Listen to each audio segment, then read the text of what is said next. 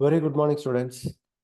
இந்த கேட் 2025 அப்படிங்கிற வீடியோ சீரீஸில் இன்னைக்கு நாம் பார்க்க போகிற subject refrigeration and air conditioning. அதில் நம்ம பார்க்க போகிற டாபிக் பேர் வேப்பர் கம்ப்ரெஷன் ரெஃப்ரிஜரேஷன் சிஸ்டம். இதை பிசிஆர் அப்படின்னு சொல்லிட்டு ஷார்ட்டாக சொல்லணும். அப்போ இன்னைக்கு பார்க்க போகிற வீடியோவில் விசிஆர் சிஸ்டம்னா என்ன, விசிஆர் சிஸ்டம் ஆப்ரேட் பண்ணக்கூடிய சைக்கிள், விசிஆர் சிஸ்டத்தில் இருக்கக்கூடிய காம்பனன்ட்ஸ், ஃபைனலி பிஹெச் டயக்ராம், இதைத்தான் நம்ம பார்க்க போறோம். First, vapour compression refrigeration system அல்லது விசிஆர் சிஸ்டம் அப்படின்னா என்ன? அதுக்கு முன்னாடி இந்த ரெஃப்ரிஜரேஷன் அப்படிங்கிறது நமக்கு தேவையான இடத்துல இருந்து, அதாவது ஒரு சிஸ்டத்துல இருந்து வெப்பத்தை நீக்கக்கூடியது தான் நம்ம ரெஃப்ரிஜரேஷன் அப்படின்னு சொல்லுவோம். அப்ப இந்த வெப்பத்தை நீக்கக்கூடியதுல ஒன் ஆஃப் த மெத்தட் தான் இந்த வேப்பர் கம்ப்ரெஷன் ரெஃப்ரிஜரேஷன் சிஸ்டம். ஏன் அதுக்கு இந்த பேர் அப்படின்னா, இதுல முக்கியமான காம்பனண்டா கம்ப்ரஸர் யூஸ் பண்ணுவோம்.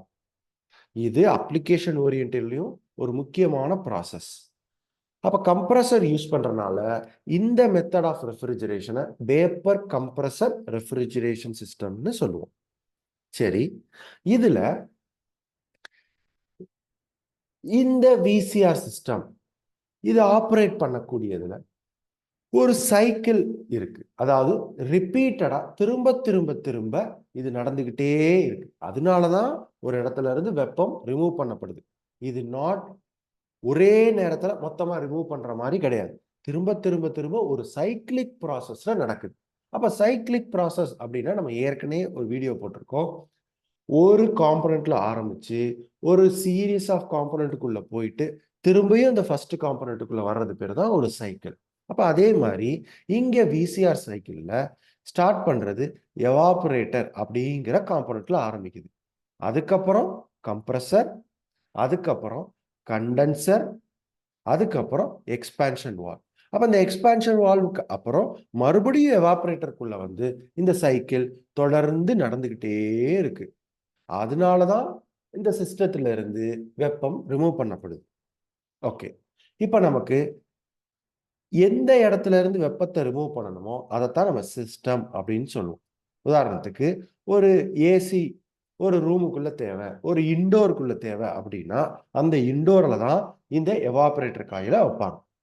இப்ப இந்த எவாபரேட்டருக்குள்ள இப்படி ஒரு சுருள் சுருளா காயில் வந்து இருக்கும். இப்ப இந்த காயிலுக்குள்ளதான் ரெஃப்ரிஜரண்ட் அப்படிங்கிற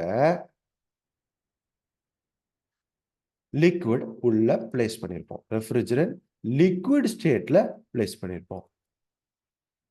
அப்ப இந்த லிக்விட் என்ன ஆகுது அப்படின்னா, இந்த இண்டோர்ல இருந்து இருக்கக்கூடிய வெப்பத்தை அப்சார்ப் பண்ணி இந்த எவாபரேட்டர் காயிலுக்குள்ள, இந்த காயில் ஜிக்ஸாக்கா இருக்கு. இந்த ஜிக்ஸாக்கா இருக்க காயிலுக்குள்ள இந்த ரெஃப்ரிஜரண்ட் லிக்விட் டிராவல் பண்றப்ப உள்ள இருக்க ஹீட்டை எல்லாம், இந்த இண்டோர்ல இருந்த ஹீட்டை எல்லாம் அப்சார்ப் பண்ணி இந்த எவாபரேட்டர் காயிலை விட்டு வெளியில வர்றப்ப வேப்பர் ஸ்டேட்ல வருது. அதுவும் லோ ப்ரெஷர் வேப்பர் ஸ்டேட்ல வெளியில வருது. நமக்கு இது தெரியும். ஒரு தண்ணிய ஒரு பாத்திரத்துல வச்சு கீழே இருந்து சூடு பண்றப்ப என்ன ஆகுது, அந்த ஹீட்டை எல்லாம் அப்சார்ப் பண்ணி மேல நீராவியா வெளியில போயிருது.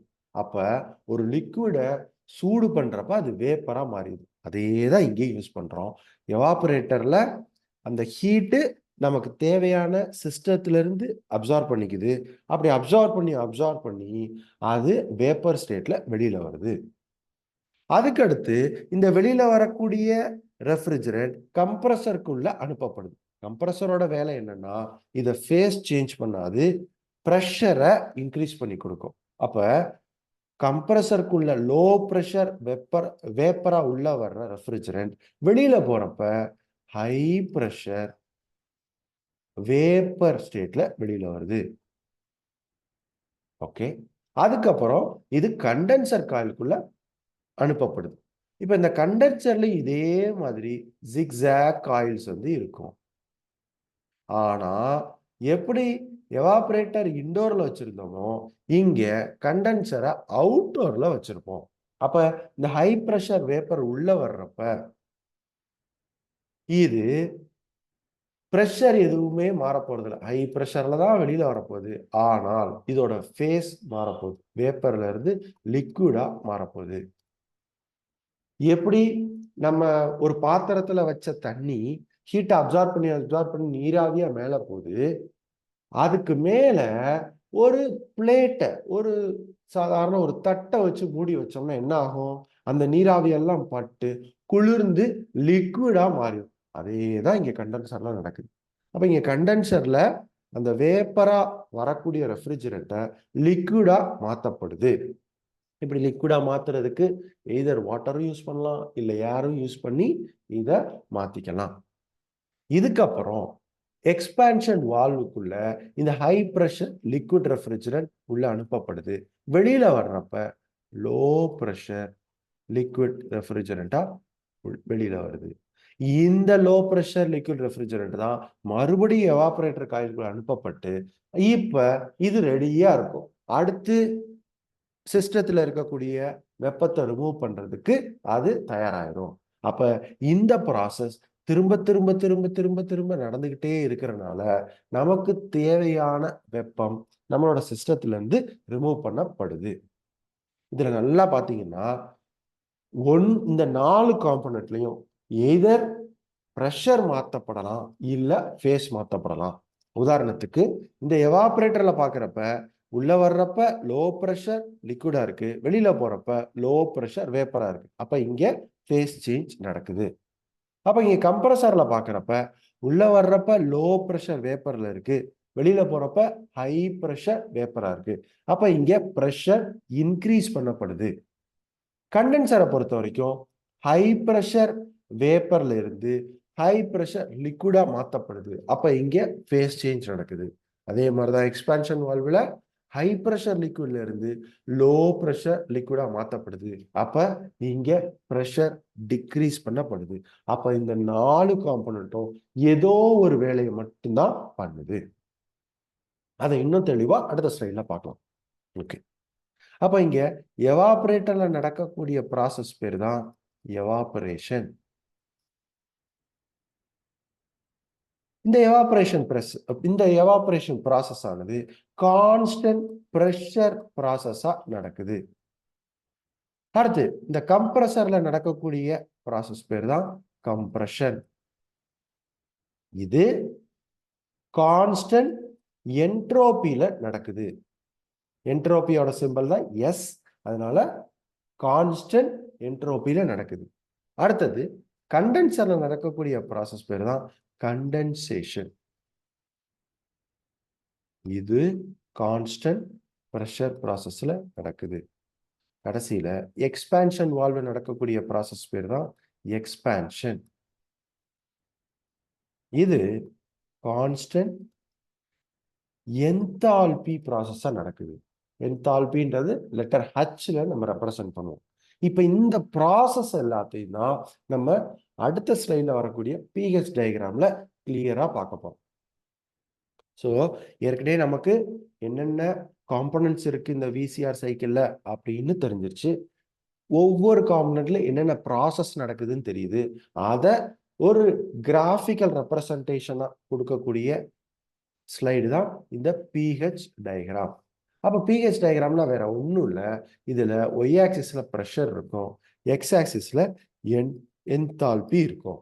அப்போ ஒவ்வொரு ப்ராசஸும் என்ன மாதிரி நடக்க போகுது அப்படிங்கிறது தான் இந்த கிராஃப்ல ரெப்ரசன்ட் பண்ணியிருக்காங்க. அப்போ கீழே இருக்கக்கூடிய ப்ராசஸ் எவாபரேஷன். ஏன்னா இது எவாபரேட்டர் இருக்கக்கூடிய இடம். அப்ப இது நடக்கக்கூடிய ப்ராசஸ் எவாபரேஷன். இந்த ப்ராசஸ் கான்ஸ்டன்ட் ப்ரெஷர்ல நடக்குது. அதனாலதான் ஹரிசான்டல் லைனா போட்டிருக்கோம். அடுத்தது 1 to 2 இது கம்ப்ரஸர் இருக்கக்கூடிய இடம். அங்க நடக்கக்கூடிய ப்ராசஸ் கம்ப்ரஷன். இங்க நடக்கக்கூடிய ப்ராசஸ் கான்ஸ்டன்ட் என்ட்ரோபியில நடக்கிறது. இப்ப இது பிஹெச் டயக்ராம் அப்படின்றனால இதுல என்ட்ரோபியே இல்லைன்றனால இது ஒரு கர்வ்டு லைனா போடணும். அடுத்தது 2 to 3 இது கண்டென்சர் இருக்கக்கூடிய இடம். இதுல நடக்கக்கூடிய ப்ராசஸ் கண்டென்சேஷன். இது கான்ஸ்டன்ட் ப்ரெஷர் ப்ராசஸ்ல நடக்குது. அகைன் இதை ஒரு ஹரிசான்டல் லைனா போட்டிருக்கோம். அதுக்கப்புறம் 3 to 4ன்றது எக்ஸ்பான்ஷன் வால்வ் இருக்கக்கூடிய இடம். இது எக்ஸ்பான்ஷன் ப்ராசஸ் நடக்கக்கூடியது. இந்த எக்ஸ்பான்ஷன் ப்ராசஸ் கான்ஸ்டன்ட் என்தால்பியில நடக்குது. அதனாலதான் இதை வெர்டிக்கல் ஸ்ட்ரெயிட் லைனா போட்டிருக்கோம். ஐ ஹோப் இது கிளியரா இருக்கும்னு நினைக்கிறேன். இதுக்கப்புறம் ஒரு கொஸ்டின் வரணும். என்ன, இந்த டயக்ராம்ல பார்த்தோம்னா இது இந்த லெஃப்ட் சைடில் இருக்கக்கூடியது சேச்சுரேட்டர் லிக்விட் லைன், இந்த ரைட் சைடில் இருக்கக்கூடியது சேச்சுரேட்டர் வேப்பர் லைன். இது இந்த ரெண்டும் ஜாயின் பண்ணக்கூடிய பாயிண்ட்ன்றதான் கிரிட்டிக்கல் பாயிண்ட். சார் இது ஏன் இப்படி கீழே வந்து இவ்வளோ பெருசா இருக்கு, மேலே போக போக சின்னதா இருக்கு? இது ஒரு கொஸ்டின். ரெண்டாவது, சார் நமக்கு தேவையானது ரெஃப்ரிஜரண்ட் லிக்விட் ஸ்டேட்ல இருந்து வேப்பரா மாறுது எவாபரேட்டர்ல, திருப்பி அந்த வேப்பர்ல இருந்து லிக்விடா மாறிடுச்சுன்னா நமக்கு அகைன் அது ஹீட்டை ரிமூவ் பண்றதுக்கு ரெடியா இருக்கும். அப்ப எவாபரேட்டரும் கண்டென்சர் மட்டும் இருந்தா போதுமே. அப்ப எவாபரேட்டர்ல வேப்பரா மாறிடும், கண்டென்சர்ல மறுபடியும் லிக்விடா மாறிடும். இந்த சைக்கிள் மட்டும் மாறி மாறி போய்கிட்டே இருந்தா என்ன, நமக்கு ஹீட் ரிமூவ் பண்ணும்ல. எதுக்காக தேவையில்லாம ஒரு கம்ப்ரஸர், இன்னொன்னு எக்ஸ்பான்ஷன் வால்வ் அப்படின்னு சொல்லிட்டு 2 காம்பனண்ட்டை எக்ஸ்ட்ரா நம்ம சேர்க்கிறோம் அப்படின்னு ஒரு கொஸ்டின் வரலாம். அதுக்கான பதில் இங்கதான் இருக்கு. இப்ப எவாபரேட்டர் வைக்கக்கூடிய இடம் இந்த இடம் தான். இந்த லோ ப்ரெஷர்ல வைப்போம். அப்ப இவ்வளோ பெரிய கேப், இப்ப இதைத்தான் இவ்வளோ பெரிய கேப் இருக்கிறதுனால இவ்வளோ நேரம் அந்த லிக்விட் ரெஃப்ரிஜரண்ட் ஹீட்டை ரூம்ல இருந்து அப்சார்ப் பண்ணிக்கிட்டு அது லிக்விடாவே இருக்கும். அப்ப லிக்விடாவே இருக்கிறதுனால ரொம்ப ஹீட்டை அதை அப்சார்ப் பண்ணிட்டே இருக்கும். அதுக்கப்புறம் இது கம்ப்ரஷர்ல மூலமா ஹை ப்ரெஷருக்கு இதை மேல தூக்கி வச்சிடும். எவ்வளோக்கு எவ்வளோ ஹையா போதோ அங்க பாத்தீங்கன்னா இந்த ஹீட் கம்மியா இருக்கும். இது பேர் என்ன சொல்லுவாங்கன்னா லேட்டன் ஹீட்னு சொல்லுவாங்க. இங்க கீழே லோ ப்ரெஷர்ல பார்த்தா அந்த லேட்டன் ஹீட் ரொம்ப பெருசா இருக்கு, ஹை ப்ரெஷர் போக போக போக சின்னதா இருக்கு. ஏன் ஹை ப்ரெஷர்ல அந்த கண்டென்சரை வைக்கிறோம் அப்படின்னா, இது ரிட்டர்ன் வரக்கூடிய நேரத்துல, அதாவது இந்த கம்ப்ரஸர் உள்ள இருந்துட்டு வெளியில வர்றப்ப வேப்பர் ஸ்டேட்ல இருந்து லிக்விட் ஸ்டேட்டா மாறுறப்ப கொஞ்சம் ஹீட்டை லாஸ் பண்ணாலே போதும், டக்குன்னு லிக்விட் ஸ்டேட்டுக்கு வந்துடலாம். அதாவது நமக்கு எவாபரேட்டர்ல இருக்கிறப்ப ரொம்ப நேரம் ரொம்ப ஹீட்டை அப்சார்ப் பண்ணணும். அப்பதான் நம்ம சிஸ்டத்துல இருந்து அதிகமான ஹீட்டு ரெஃப்ரிஜரண்டால அப்சார்ப் பண்ணப்படும். ஆனால் ஹை ப்ரெஷர்ல தூக்கி வச்சுட்டோம் அப்படின்னா கொஞ்ச நேரத்துல இல்ல கொஞ்சம் ஹீட் வெளியில போனாலே அது வேப்பர்ல இருந்து லிக்விடுக்கு மாறிடும். அந்த காரணத்துக்காக தான் இது ஹை ப்ரெஷர்ல இந்த கம்ப்ரஸர் மூலமா வைக்கப்படுது. இப்ப ஹை ப்ரெஷர்லயே அப்படியே வச்சிருந்தா திரும்பவும் எவாபரேட்டர்ல இருந்துச்சுன்னா கொஞ்ச நேரத்திலே டக்குன்னு வேப்பரா மாறிடும். அப்ப அதை தடுக்கிறதுக்காக இந்த எவாபரேட்டர் எக்ஸ்பான்ஷன் காயில் மூலமா ப்ரெஷர் கம்மி பண்ணப்பட்டு திரும்பவும் லோ ப்ரெஷர் கொண்டு வந்துடுது.